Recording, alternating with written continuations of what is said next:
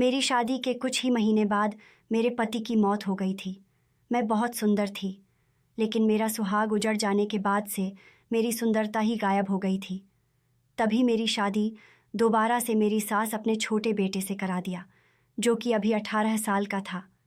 यह सब कुछ देखकर मुझे बहुत तकलीफ होती थी, क्योंकि वह मेरे देवर था, लेकिन अब वह मेरा पति बन बैठा था। जब सुहाग रात की रात मैं उसके कमरे में गई तो वह बिल्कुल तैयार बैठा था। ऐसा लग रहा था जैसे वह वर्षों से इंतज़ार हो और आज वह प्यास बुझाना चाहता हो।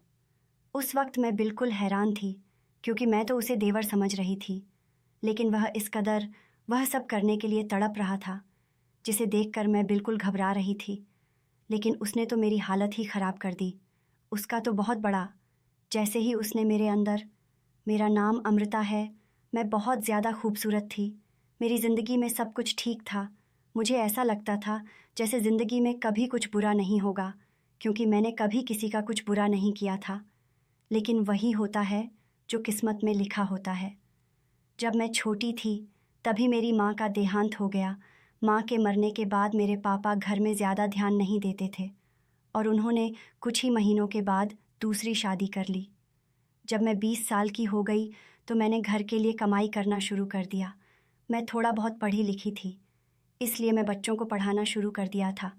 मैं पढ़ाना के साथ साथ घर का भी सारा काम कर दिया करती थी। मुझे ये लगता था कि घर की कमाई करने वाली सिर्फ मैं ही हूँ, तो शायद मेरे घर वाले मेरी शादी नहीं करेंगे। मैं ट्यूशन पढ़ाकर 10,000 रुपये हर महीने कमा लेती थी, जो कि सौतेली माँ मुझसे ले लिया करती थी। फिर एक दिन मुझे मेरी सौतेली माँ ने बताया कि तुम्हारे लिए एक रिश्ता देखा है। ये सुनकर मैं तो हैरान रह गई। मुझे लगा कि वह मजाक कर रहे हैं, लेकिन वह बोली कि तुम शादी की तैयारी शुरू कर दो, अगले ही महीने तुम्हारी शादी हो जाएगी। यह सुनकर मैं अंदर से बहुत खुश थी, क्योंकि मेरी ज़िंदगी का एक नया शुरुआत होने वाला था। मैंने तो अपने दिल से यह बात निकाल ही दी थी कि मेरी भी शादी होगी। मुझे तो यही लग रहा था कि मेरी सौतेली माँ कभी मेरी शादी नहीं कर पाएंगे। लेकिन जब मेरी शादी होने जा रही थी तो मैं खुशी खुशी अपनी शादी की तैयारी करने में लग गई। शादी से पहले मैंने अपने पति को देखा भी नहीं था और शादी वाले दिन भी मैं शर्म और लिहाज की वजह से अपने पति को देख नहीं पाई थी। मेरे ससुराल में मेरे पति के साथ उनकी माँ और उनका एक 18 साल का छोटा भाई रहता था। मेरी सुहागरात वाले दिन जब मैं अपने कमरे में बैठी थी, तब मैंने पहली बार अपने पति को नज़र भर के देखा था। वह बहुत अच्छे थे। उन्होंने पहले दिन से ही मेरे साथ बहुत प्यार और सम्मान के साथ बात किया।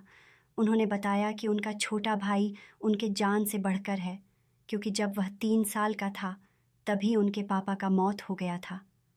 उस दिन से उन्होंने अपने छोटे भाई को बहुत लाड प्यार से पाला था।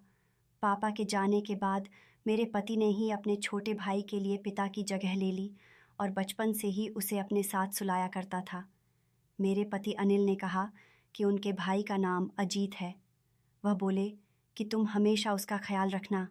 मैंने कहा कि आप बिल्कुल भी चिंता ना करें। उसके बाद मेरी शादी की पहली रात बहुत अच्छे से गुजर गई। मुझे ऐसा लगता था जैसे मेरी ज़िंदगी भी अच्छे से गुजर जाएगी।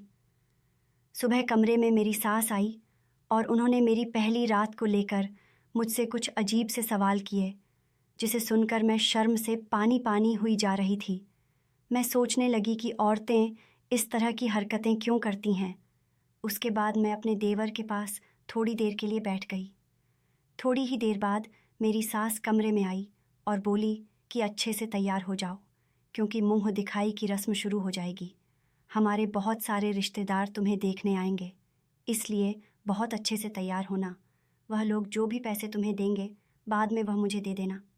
मैंने कहा ठीक है। मेरी सास परंपरा निभाने वाली औरतों में से थी, लेकिन मेरा देवर भी बहुत अच्छा था। पहले तो वह मेरे साथ हंसी मजाक करता रहा, फिर उसने मुझसे अजीबोगरीब सवाल करने शुरू कर दिए। वह मुझसे बोला, भाभी आप और भैया इस कमरे में क्या कर रहे थे? मैंने कहा कि हम लोग बातें कर रहे थे। फिर वह बोला कि आप लोग तो जल्दी सो गए थे, आपके कमरे की लाइट बंद हो थी। मैंने देखा था। उसकी बातें सुनकर मैं हैरान रह गई। मैंने सोचा इसका मतलब यह हमारे कमरे के बाहर ही था। मुझे मन ही मन डर लगने लगा कि कहीं इसने हमारी बातें तो नहीं सुन ली। उसकी बात सुनकर मुझे बहुत शर्मिंदगी हो रही थी, लेकिन वह बहुत आराम से मुझसे बातें कर रहा था, जैसे उसे कोई फ़र्क ही नहीं पड़ता हो। मैंने सोचा कि मैं इससे कम ही बात करूं, लेकिन फिर वह कहने लगा, भाभी, आप कहाँ सोती हैं और भैया कहाँ सोते हैं? उसकी बात सुनकर मुझे समझ ही नहीं आ रहा था कि मैं क्या जवाब दूं। फिर वह पूछने लगा, क्या आप दोनों एक साथ सोते हैं? ये सुनकर मुझे बहुत शर्म आने लगी। जैसे तैसे मैंने उसकी बातों को टाल दिया। फिर शाम को मैंने यह सारी बातें अपने पति को बताई कि मेरा देवर मुझसे कैसे कैसे सवाल पूछ रहा था। मैंने कहा कि यह बहुत अजीब बात है। मेरी बात सुनकर मेरे पति बोले, मैंने तुम्हें उसका ख्याल रखने के लिए कहा था, लेकिन तुम तो पहले दिन से ही उसकी मुझसे शिकायतें करने लगी हो। मैंने कहा कि मैं उसकी शिकायत नहीं कर रही हूँ। अनिल बोले। मेरे पति मुझसे कहने लगे, देखो अमृता, मेरा भाई बहुत ज़्यादा मासूम है। उसकी कमज़ोरी उसकी गलतियाँ तलाश करने की जगह उसे सुधारने का सोचना चाहिए तुम्हें। वह बेचारा तुम्हारे आगे पीछे फिरता है, भाभी भाभी कहते, उसका मुंह नहीं थकता, और तुम हो कि उसके लिए इस तरह की बात सोच रही हो। अनिल की बात सुनकर मैं तो हैरान थी कि मेरे पति, क्या वह वाकई अपने भाई के लिए बहुत ज़्यादा ही इमोशनल थे? यह बात समझने में मुझे ज़्यादा देर नहीं लगी। अगर मुझे अपने पति को खुश रखना है तो उनके सामने उनके भाई की कोई भी बुराई नहीं करनी चाहिए, नहीं तो उन्हें बुरा लग जाएगा। उसके बाद मैंने ऐसा कुछ भी नहीं किया जिससे कि मेरे पति को बुरा लगे। अभी हमारी शादी को 8 दिन ही हुआ था। मेरे पति रोमांटिक किस्म के इंसान थे। उन्हें मुझ में बहुत ज़्यादा दिलचस्पी थी, जिसकी वजह से वह मुझे छोड़ते ही नहीं थे। एक दिन तो सुबह से ही मेरी सास मुझे आवाज़ दे रही थी, लेकिन मेरे पति मुझे अपने पास से उठने ही नहीं दिया। वह कहने लगे कि मुझसे अच्छी अच्छी बातें करो, मेरी आंखों में देखो। क्या तुम्हें कभी रोमांस महसूस नहीं होता? जैसे फिल्मों में पति पत्नी एक दूसरे के साथ बैठकर बातें करते हैं, वैसे ही मेरे पास बैठी रोमांस करो। मैंने कहा कि आपकी माँ मुझे बुला रही है, शायद कोई काम होगा, क्योंकि सुबह हुए बहुत वक्त हो चुका था। लेकिन मेरे पति मुझे छोड़ ही नहीं रहे थे, और फिर वही हुआ जिसका मुझे डर था। मुझे मेरी सास डांटने लगी और मुझसे कहने लगी, तुमने तो आते ही मेरे बेटे को अपनी उंगलियों पर नचाना शुरू कर दिया है। तुम्हारे अलावा उसे अब कोई दिखाई ही नहीं देता है। मैंने कहा कि ऐसा कुछ भी नहीं है, अब वह खुद ही मुझे नहीं छोड़ते हैं, तो मैं क्या कर सकती हूँ। मेरे पति ने मुझसे कहा था कि मेरी माँ का हमेशा ख्याल रखना, उनको हर हाल में खुश रखना, इसलिए मैं घर के सारे काम अच्छी तरह से करती थी। मैं कभी अपनी सास से कुछ नहीं बोलती थी और उनको कोई जवाब भी नहीं देती थी। अगर जवाब देती तो बहुत तरीके से, जिस पर वह गुस्सा नहीं होती थी। मेरी जीवन में सब कुछ सही चल रहा था। मेरी शादी को अभी कुछ ही महीने हुए थे, तभी मुझे एक बुरी खबर मिली कि मेरे पति का एक्सीडेंट हो गया है और उसकी मौके पर मौत हो गई है। यह सुनकर हमें बहुत बड़ा सदमा लगा और मैं चीख चीख कर रोने लगी।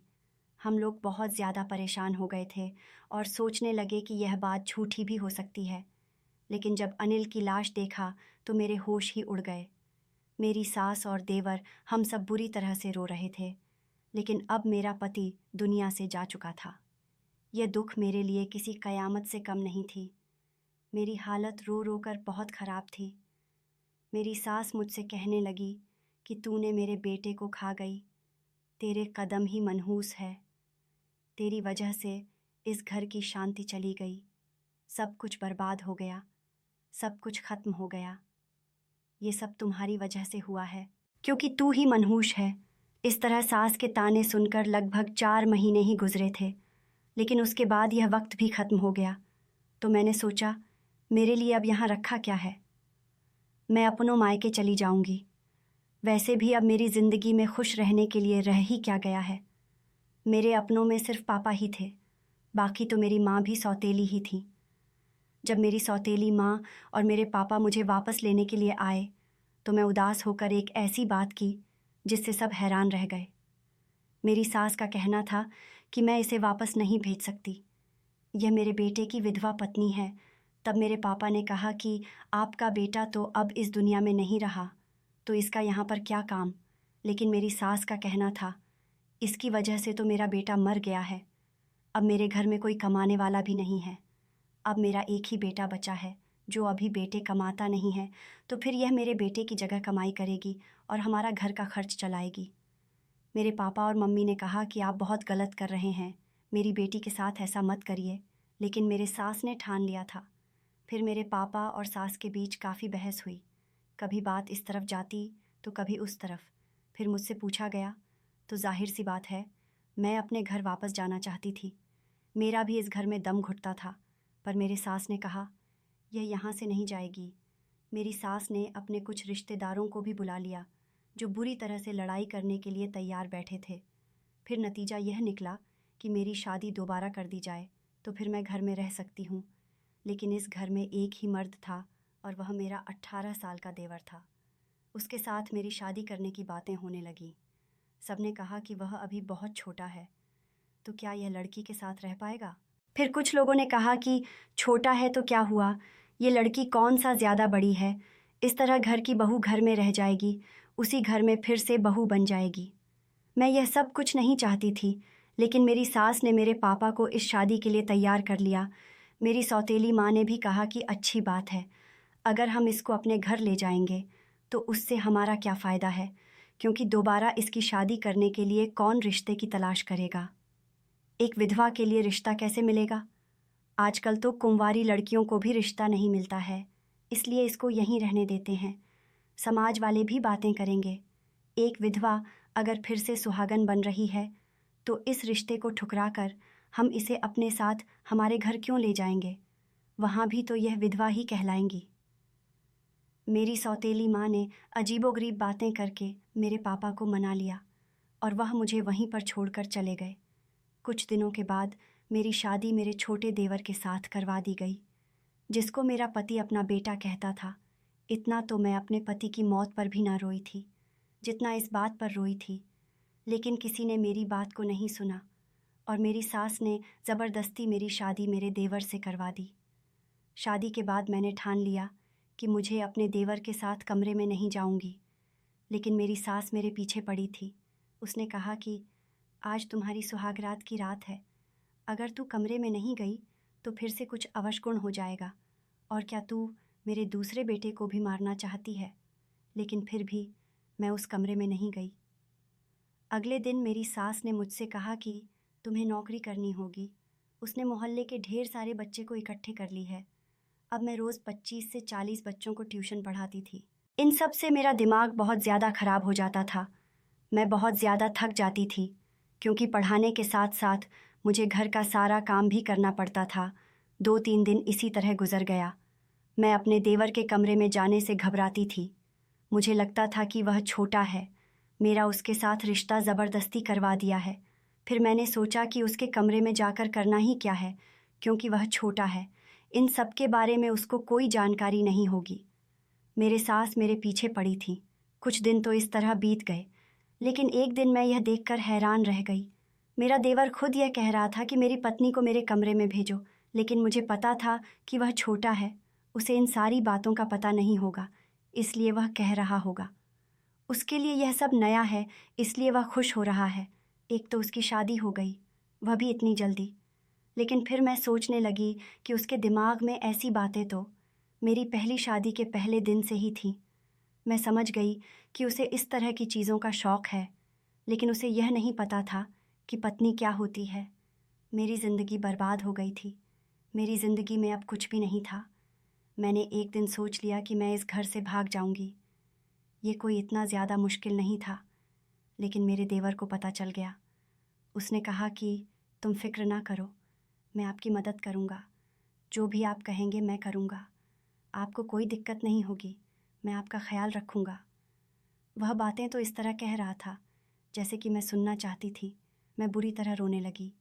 मैं भी घर से भागना नहीं चाहती थी, आखिर भाग कर भी कहाँ जाती। एक बार भाग जाती तो मुझ पर ठप्पा लग जाता कि यह घर से भाग गई। मैं एक इज़्ज़तदार बाप की बेटी थी। मैंने सारी ज़िंदगी इज़्ज़त से गुजारी थी। मैं अपने बाप का नाम कैसे बदनाम कर सकती थी? मैं बुरी तरह से रोने लगी और अपने दूसरे पति के साथ वापस आ गई। लेकिन मुझे ऐसा पति नहीं चाहिए था। मेरा दिल नहीं कर रहा था उसे पति कहने का। सुबह इस बात की खबर मेरी सास को भी हो गई, लेकिन मेरे देवर ने सब कुछ संभाल लिया, वरना मुझे बहुत डांट पड़ती और मैं ऐसा नहीं चाहती थी। उसके बाद मेरी सास ने शोर करना शुरू कर दिया। उसने कहा, आज तो तुम मेरे बेटे के कमरे में जाओगी। तुमने तमाशा बना रखा है। तुम इसकी पत्नी हो, पति पत्नी एक साथ नहीं रहेंगे तो क्या अलग अलग रहेंगे? यह बात बिल्कुल भी अच्छी नहीं है। उसी रात मेरी सास ने मुझे ज़बरदस्ती फिर से दुल्हन बनाकर कमरे में भेज दिया। एक पल को मैंने सोचा कि मैं अंदर से कमरे को ताला लगा लूं, लेकिन मैं ऐसा नहीं कर पाई क्योंकि मेरी सास ने पहले ही दरवाज़ा खोल दिया था। थोड़ी देर बाद मेरा देवर कमरे में आ गया। मैंने सोचा, वह तो छोटा है, मैं बेकार ही परेशान हो रही हूँ। इस तरह मेरी सास भी खुश हो जाएगी और मैं भी खुश रहूँगी। ये बात किसी को क्या पता चलेगा कि कमरे के अंदर क्या हो रहा है। मैं हैरान होने लगी थी। यह ख्याल मुझे पहले क्यों नहीं आया। मेरा देवर जब कमरे में आया तो मुझसे बोला, तुम बहुत प्यारी लग रही हो। मैंने कहा, ठीक है। मैं मेकअप और ज्वेलरी उतारने लगी। फिर उसने कहा कि तुम बहुत अच्छी लग रही हो। मैंने कहा कि मैं अच्छी लगूं या बुरी, इससे तुम्हें कोई मतलब नहीं है, लेकिन मेरा देवर मुझे ऐसी नज़रों से देख रहा था जैसे किसी ने भी आज तक मुझे नहीं देखा था। मैंने कहा कि तुम ऐसे क्यों देख रहे हो? मैं अभी भी उस पर रौब जमाने की कोशिश कर रही थी, जबकि अंदर से मुझे बहुत डर लग रहा था। थोड़ी देर के बाद उसने मेरा हाथ पकड़ा और मेरे मुंह पर थप्पड़ दे मारा। मैं हैरान रह गई। उसने कहा कि तुम्हें तमीज़ नहीं है, अपने पति से किस तरह बात करते हैं? तुम मुझ पर चिल्ला रही हो, बेवकूफ़ औरत। तुम मेरे पति नहीं हो, तुम्हारी उम्र ही क्या है? उसने कहा कि तुम मुझे पहले ही दिन से पसंद आ गई थी। तुम्हें पता है, तुम्हें पाने के लिए मैंने क्या कुछ नहीं किया है। मुझे अपने भाई को मारना पड़ा क्योंकि मैं तुम्हें पाना चाहता था।